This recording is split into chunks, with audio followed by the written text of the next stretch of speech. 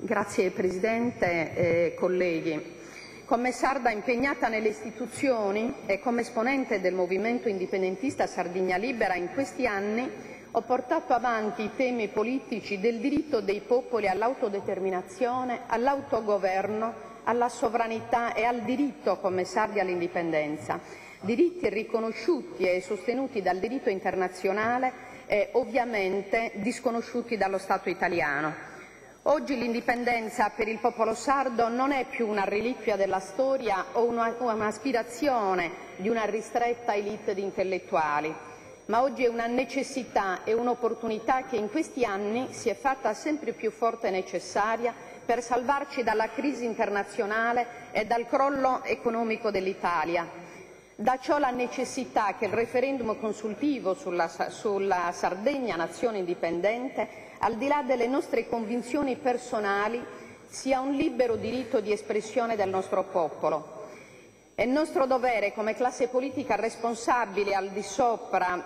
delle proprie convinzioni e divisioni partitiche dare questa opportunità di libertà e di democrazia ai sardi, qualsiasi sia la risposta che essi esprimeranno. È dovere di tutti noi intanto mettere in atto tutte le iniziative possibili come difesa imprescindibile dei diritti dei sardi al proprio autogoverno e al proprio benessere e come rottura democratica, pacifica e condivisa dal popolo del processo di dipendenza dallo Stato italiano e con l'apertura di una nuova stagione di sovranità, di autodeterminazione e di indipendenza. Tutti questi temi non ideologici, ma legati in modo indissolubile al diritto del popolo sardo, al lavoro che non uccide e a un percorso economico che, partendo dalle economie tradizionali, dal commercio, dalla piccola e media impresa, costruisca economia compatibile e rispettosa del bene ambiente, in modo tale da permettere al nostro popolo di resistere e respingere gli attacchi di vecchi e nuovi colonizzatori, dallo Stato italiano che nel Principale fino agli ultimi arrivati, gli sceicchi e gli emiri del Qatar, che a nostra insaputa di cittadini sardi e di consiglieri della Regione Autonoma della Sardegna dialogano col Presidente Cappellacci e col Presidente del Governo italiano Monti, decidendo in solitudine e non per conto dei sardi il nostro destino e quello delle nostre future generazioni. In questo scenario politico-economico sicuramente difficile e drammatico per noi sardi, anche il livello di occupazione e precarietà economica che ci vede fra gli ultimi in Italia, la Regione Autonoma della Sardegna e questo Consiglio sono chiamati a dare un chiaro esempio di resistenza agli attacchi economici delle multinazionali che, garantendo solamente i loro interessi e i loro profitti, hanno contribuito a creare questo scenario di disoccupazione, di desertificazione industriale che ha messo ancora più in crisi l'economia dei territori e con la disoccupazione ha minato la stessa coesione e aggregazione sociale che nessuno oggi può più garantire.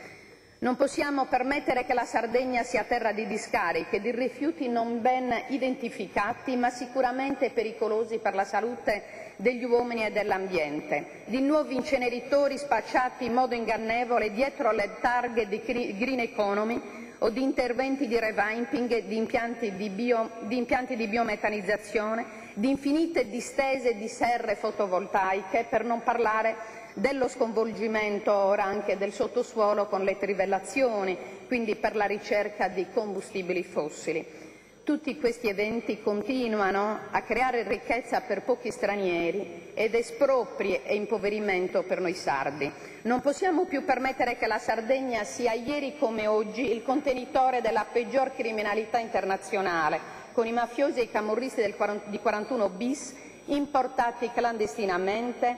e all'insaputa delle istituzioni sarde. Non possiamo più permettere che lo Stato italiano continui a ingannarci con la promessa delle bonifiche dei poligoni militari in Sardegna, propagandando 75 milioni di euro, che sarebbero comunque briciole rispetto agli altissimi costi di una bonifica seria come prevista dai protocolli internazionali, e con la beffa che sono destinati non solo a essere poligoni sardi, ma anche, come molti politici sardi presenti nel Parlamento italiano ci hanno fatto capire, ma sono diretti anche ad altri 10 poligoni presenti nel territorio della penisola. Non possiamo più permettere che multinazionali delle industrie ed enti di Stato come l'ENI, in violazione delle stesse leggi costituzionali, abbandonino l'isola impuniti dopo aver usufruito di fiumi di finanziamenti pubblici regionali destinati al sostegno e al superamento delle povertà in Sardegna e dopo aver inquinato e impoverito le nostre risorse e il nostro ambiente, oppure anche simulare riconversioni ovviamente senza bonificare i siti inquinati. Non possiamo più permettere che il credito sia gestito dalle filiali delle banche multinazionali che decidono arbitrariamente a chi concedere il credito, privando le famiglie e le imprese sarde di questo sostegno, assolutamente indispensabile per continuare a vivere e difendere l'occupazione. Bisogna pensare all'istituzione al più presto di una banca sarda che abbia al centro gli interessi del nostro popolo e l'Agenzia delle Entrate sarde che gestisca i nuovi tributi e salve le famiglie e le imprese dallo strozzinaggio di Equitalia che ci sta portando al fallimento. Affrontare il problema della dipendenza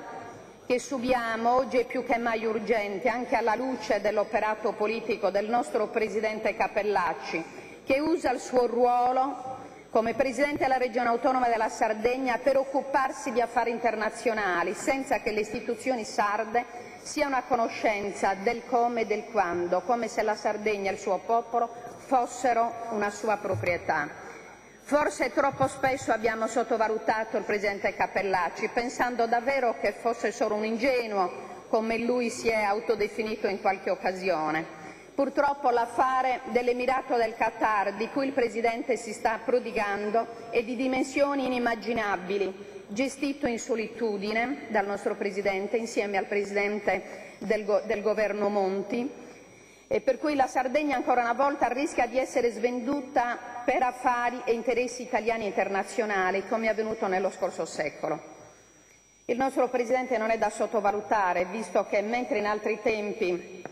le occupazioni dei territori nazionali passavano attraverso le armi, quindi attraverso le guerre, oggi con la globalizzazione della finanza, come lui ben sa, tutto è più facile e nascosto, quindi in barba alla nostra sovranità territoriale. Le nostre terre vengono conquistate e acquistate dal Qatar con petrodollari e diventano di proprietà non dell'Emiro come soggetto privato, ma dello Stato arabo con i suoi fondi sovrani, quindi è una monarchia assoluta islamica che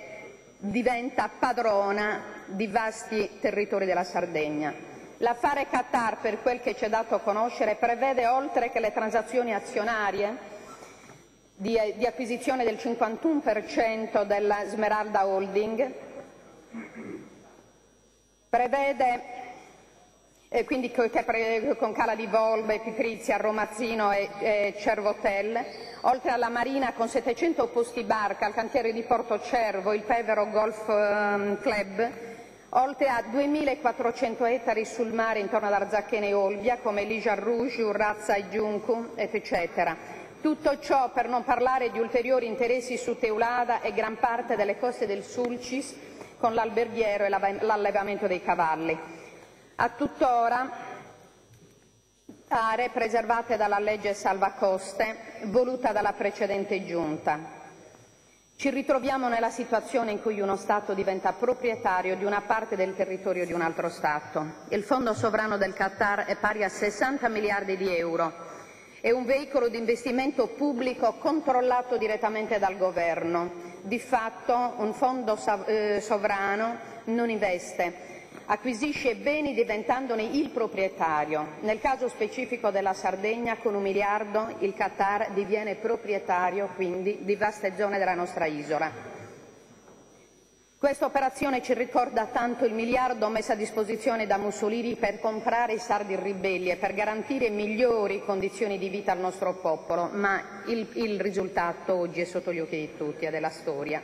C'è da chiederci anche legittimamente se il Presidente sia il governatore della Sardegna o un commercialista dell'Emiro del Qatar.